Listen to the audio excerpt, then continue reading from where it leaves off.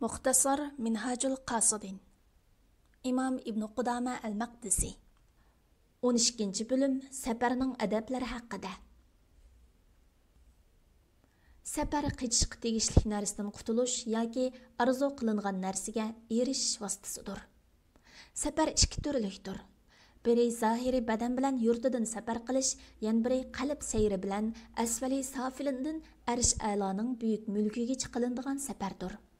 Eng sharafli səpər ikkinchisidir. Chunki tug'ilgandan tortib o'z o'sib yetilgan muhitdan ayrilmagan, ota buvilardan o'rgangan narsalar bilan to'xtab qolgan inson nuqsonliq holiga qanoat qiladigan, kengligi osmon va zamingacha keladigan keng jannatga zindon qorong'uligini va habs torliqini tegishgan kishidir.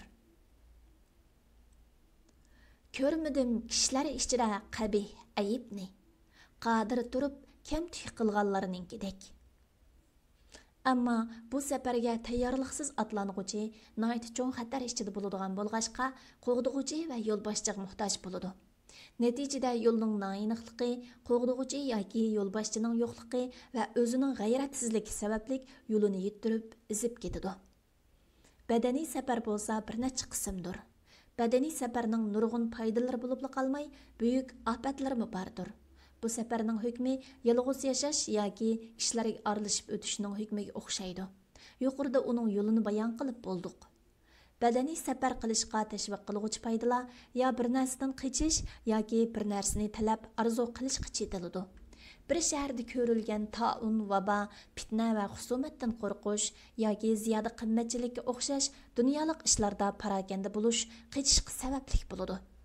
Ya bo'lmasa kishi diniy tomondan o'ziga ziyonli bir omildan qochadi. Masalan, kishining o'z yurtidagi martaba, obro'y, mol-dunyo va nihoyat yaxshi sharoiti bu imkonlari kishini Allohga to'liq taslim bo'lishdan to'sqidek bo'lsa, yoqi yurtga chiqishni va shon-shuhratini o'chirishni tanlaydi. Bu yashat sharoitidan, martaba va maqomidan yiroqlashadi. Bir bid'atga chaqirilgan yoki qilinishi halol bo'lmagan bir ishga tayinlanguchi kishi bulardan qochadi.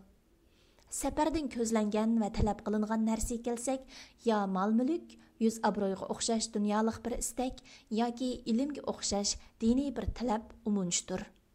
Ilm bo'lsa, yo diniy temalarga aloqador yoki o'z diyonatiga aloqador va yoki Allohning yer yuzidagi qudrat alomatlariga aloqador bo'ladi. Ilim bilan tilga ilinadigan va sahabi kiramlar zamonidan bugungi kunimizgacha ilm tahsil qilganlarning hammasi degidek bu ilmni faqat sabr qilish bilan tahsil qilgan va ilm uchun safar qilgan edi. Bir kishining o'zini va o'z fe'l ativorini bilishmi ham bek muhimdir. Chunki oxirat yo'lida faqat o'z axloqini go'zallashtirish va tuzitish bilanla mang'ila bo'ladi. Safar aşmaq və aşkarlamaq degan ma'nosiga binoan safar deb atalgan. Chunki bu ilm axloqni o'ttirg'i chiqardi. Yig'ib aytganda, yurtidan ayrilmagan turg'un kishi o'z tabiatiga muvofiq ko'ngan va tunish muhitda o'tadigan bo'lg'ashqa pas xuylarni oshkorlamaydi. Qachonki safar qiyinchiliklarini boshdan kechirganda o'zi ko'ngan rahat muhitdan ayrilgan va musofirlikning ranj mushaqqatlari bilan sinalgan chaqda inson nafsining barliq nochor taraflari oshkora bo'ladi va kishi ayb nuqsonlarini tunib yetadi. Alloh taolaning zimindagi qudrat alomatlariga qarab diqqat bilan kuzatguchiga, basirat egasiga nurg'un foydalar bordir. Cümleden yer yüzde bir-biriga tutuşan qit'alar, tağlar, çöllar, dengizlar, türlük hayvanatlar ve ösümlükler bor. Her qandaq bir mevcut narsa Allah Taalaning birligiga şahitdir ve faqat haqiqat ustida fikr yurgizadigan qalbga ega odam yoki vaz nasihatga huzuriy qalb bilan quloq soladigan odamlar bilalaydigan o'tkir til bilan Allah Taalaga tasbih etquchidir. Bu yerdagi quloq silish deganimiz tashqi jihatdan quloqni ding tutish emas. İch-ichidan quloq silish bo'lib, shu orqali hol tilning naq mig'zini chaqqili bo'ladi.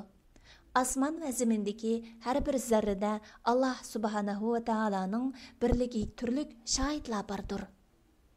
Biz safarning foydalari qatorida dunyolik bir vazifadan, yuz obro'y va haddidan ziyoda kishilik munosabatdan qochishni bayon qildik. Chunki din, bo'ysunish Allohdan boshqa har qanday narsadan farq bo'lgan qalb bilan mukammal bo'ladi. Bu o'tkinchi dunyodan, dunyoliq muhim shaylardan va zarur hojatlardan tamoman qo'l uzish tasavvurga sig'maydi. Lekin yengillashtirish va azaytishni tasavvur qilmoq mumkin. Qalbida va ko'nglida dunyo yukini yengil oz qilg'uvchilar nijot topadi. Yuk ig'irlar halok bo'ladi. Eng cho'ng g'oyasi dunyo bo'lmagan kishi qalbidagi dunyo yuki yengil kishidir. Mubah safar to'g'risida.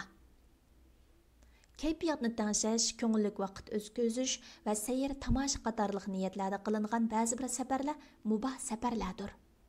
Zaminda hech qanday maqsad va nishonsiz kezish cheklangandir.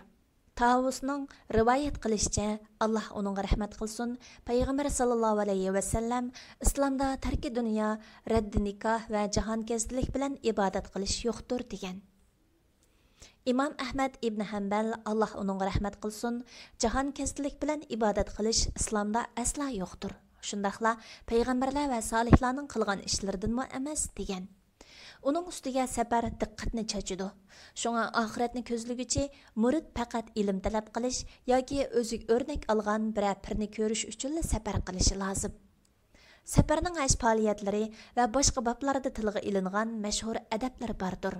Shu qatoridan zulm qilib boshqalarning haqlarini ilib olgan bo'lsa, ularning haqqini qaytarish, qarzni ado qilish, nafiqasi o'z zimmasidagi kishilarning nafiqasini tayyor qilish va omonatlarni egisi qaytarish qatorliq ishlar bilan safarni boshlash.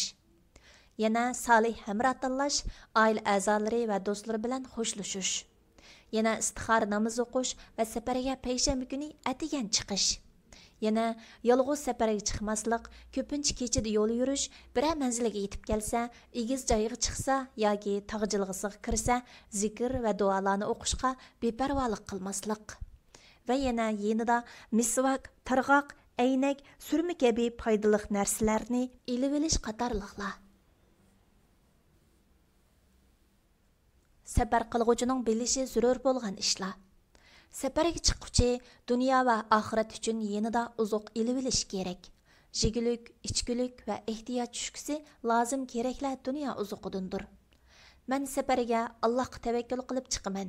Uzuqtulik behojat demaslik kerak. Bundaq deyish joyillikdir. Chunki uzuqtulik ilib olish Allohga tavakkul qilishga zid emasdir. Oxirat uzuqi bo'lsa, tahorat ilish, namoz o'qish va ibodat qilishda ehtiyoj tushadigan ilmdir. Shundaqla safarda namozni qasr qilish, jamlash, ro'za tutmaslik, masih va tayammumning muddati, harakat holida nafil namoz o'qishga o'xshash safarda ruxsat qilinadigan ishlarni bilishmi shu jumladandir.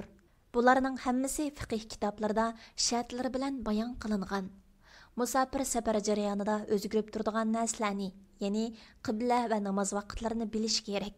Chunki bularni bilish muqim turgan qaraganda safarda bekrak ta'kidlanadi. Qiblani quyosh, ay, yulduzlarning o'rni, shamollar, sular, tog'lar va samon yo'lining yo'nalishiga qarab belgilash mumkin. Cho'ng tog'larning qibla tomon yuzlanishiga qarabmi belgilab bo'ladi. Bular munosabatli o'rinlarda bayon qilinadi. Samon yo'li bo'lsa, kechining avvalida Shamda namoz o'quvchining so'l muris ustida qibla tarafga so'zilgan bo'ladi. Andin bosh tarafi egilib, kechining oxirgi qismida namoz o'quvchining o'ng murisiga to'g'ri keladi. Samon yo'li yana osmonning chiroqlari deb ataladi. Namoz vaqtlarini bilish bek muhimdir. Peshinning vaqti kun qayrilish bilan kirdi. Musafir kun tiklangan mahalda to'z bir tayoqni tikidi-da, tayoq soyasining uchiga ishorat qo'ydi va qaraydi. Agar soya o'zgarmagan bo'lsa, peshin namozining vaqti kirmagan bo'ladi. Agar soya qaygan, uzurgan bo'lsa, kun qayrilib peshinning vaqti kirgan bo'ladi. Bu dal peshin namozining avvalgi vaqtidir. Peshin namozining oxirgi vaqti har narsaning soyasi o'ziga tanglashganga qadardir. Uningdan keyin asr namozining avvalgi vaqti kirdi. Asrning oxirgi vaqti har narsaning soyasi o'zining ikki hassasiga tang bo'lganga qadardir. İmam Ahmaddan Allah onunğa rahmat qilsin rivoyat qilinadiki, asr namozining oxirgi vaqti kun sarg'ayg'ucha. Kun sarg'ayganda asrning afzal vaqti ketadi, lekin kun bitishdan oldingi vaqt o'qib olish durust vaqtdir. Qolgan namozlarning vaqti aniqdir. Muxtasar Minhajul Qasidin. İmam İbn Qudama al-Maqdisi. Pilalg'uchi Doktor Abdulaziz Rahmatullah. Tərcüm qılğuchi Abdullah Abdulmecid. Nəşr qılğuchi Saciya İslam Tədqiqat Mərkəzi. Muharriri Doktor Abdulaziz Rahmetullah A9. Korrektor Abduvali Abliz Muhammed Barat. Layihələyicisi A Aqhun. 2024 yılı 1. nəşri 1. qatım bəsilişi. İstanbul. Nəşr huquqi Saciya İslam Tədqiqat Mərkəziga təvə. Hər qandaq o'rin yoki shaxsning xohlagancha ko'paytib tarqatishiga ruxsat qilinmaydi.